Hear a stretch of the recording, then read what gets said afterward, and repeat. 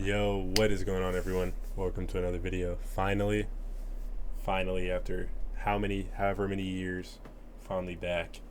And this time, I promise, I don't promise anything. But, look, okay.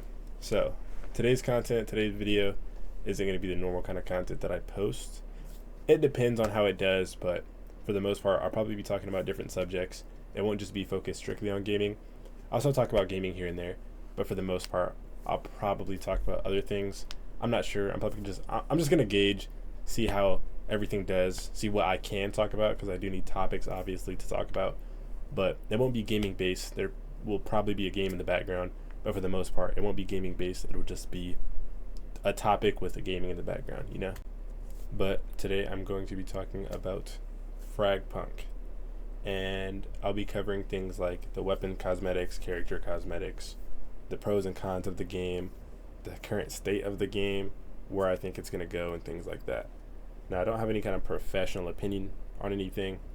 This is just an opinion from a gamer that plays the game and what I think of it. So firstly, I want to start off with something that I really like about the game, and that is the cosmetics. I think that this game has really good cosmetics. Not as good as something like Valorant, but I do think that the cosmetics are really good and could potentially get up there if the game continues to grow. And I do also like that you can drop your skins in game for your teammates to see, including your knife. I think that's a really good feature that other games should take note of, because it lets you feel out the knife in your own hands, not just watching a preview or someone else use it in game while you're spectating. It lets you feel out the knife yourself or the gun skin that you want to buy. And I think that that's a really cool feature. And along with that, I also think that this game has really good free skins. I think that the free skins that you can get in this game are actually really nice. There's a lot of stuff that you can get. For example, the butterfly knife, the diamond camo, the gold camo, the silver camo, and even camos that you can get out of packs. I think they're all really nice. But my biggest thing is the butterfly knife. The butterfly knife is really nice. It has really smooth animations. It feels good to use. It's really nice. You can change the color of it. This is the red variant. And it's a really nice skin that you can get for free. Like, you can get it out of the pack just by playing the game. I got it out of like my 10th or 11th pack. Now, obviously the free skins aren't going to be as good as the paid skins, but I think that they're really good for being a free skin in a video game, especially nowadays. And the next thing I want to talk about is the fact that it's a hero shooter. I think this field is very oversaturated. It's very hard to do and keep people playing it just because there are so many now, and only very few can be good. For example, Valorant. I hate that game, but I play it all the time. It's just an addicting game to play. The skin's really nice, it feels smooth, but it's Valorant, you know what I mean? It's Valorant. So I think it's really hard to do a good hero shooter nowadays. But this one didn't do it bad, but it also didn't do it good. Like, there's some characters in this game that genuinely made it so unfun to play. Me and my friend, we stopped playing because of the two characters specifically, but also the weapon meta, which I'll cover in a minute. But the two characters I'm talking about is the RPG character and the railgun character. Those two characters made the game so unfun, especially that early on. It was only a week or two old, and we started playing the day it came out. And people were already crushing the RPG character and the railgun character, and it made the game so unfun.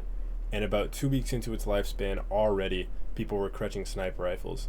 And the eco in this game is different than other ecos like CSGO or Valorant. You don't have to buy anything, you just have to stay alive. So you can get any gun you want of any class for free, and you get that gun twice. If you die with that gun twice, you can't get that gun anymore unless someone else gives it for you. So, with that being said, I think that people being able to get a sniper off rip and not have to do anything to earn it, and it one-shots you, was a little bit, it just made the game unfun.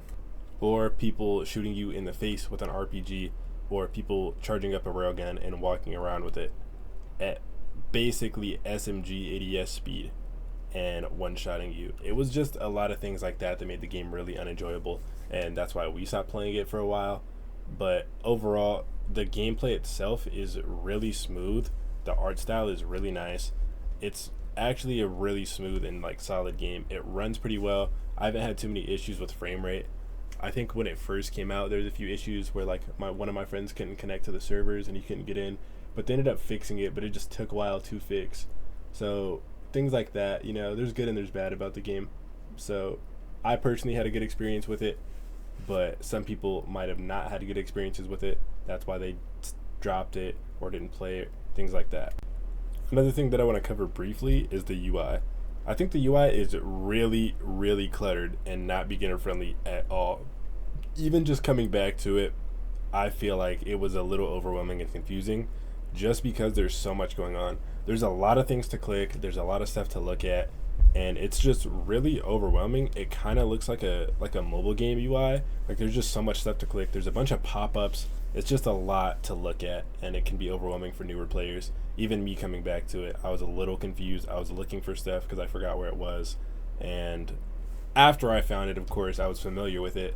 But like someone else having to get familiar with that much stuff is just it could be very overwhelming.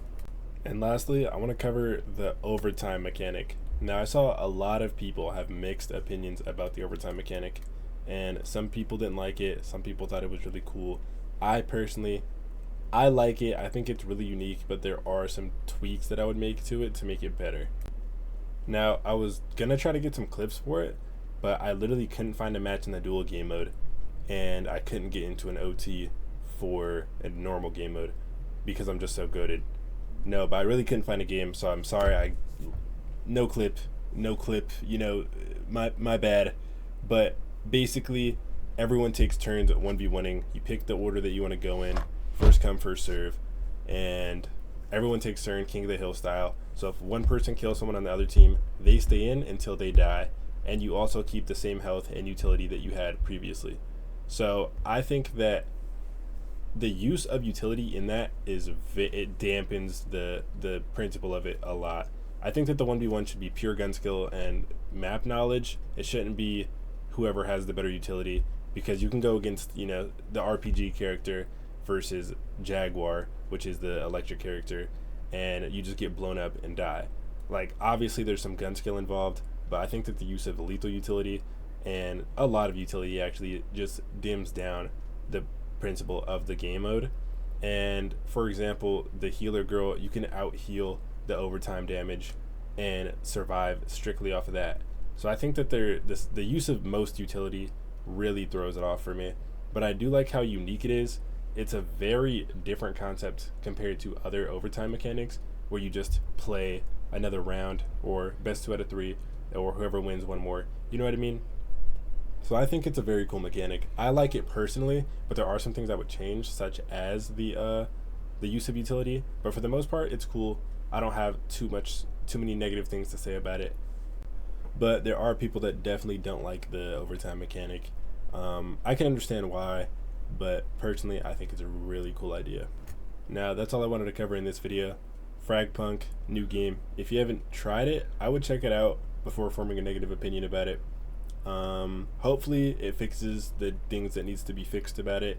That way it can, you know, thrive and prosper, because currently I don't think it'll be able to compete with things like Valorant. The TDM game mode is really fun, and the free-for-all, so I do enjoy it. This is where I got most of the clips. But yeah, it's pretty fun. I enjoy it. I think that definitely some things can be changed if they want to increase its lifetime or its lifespan.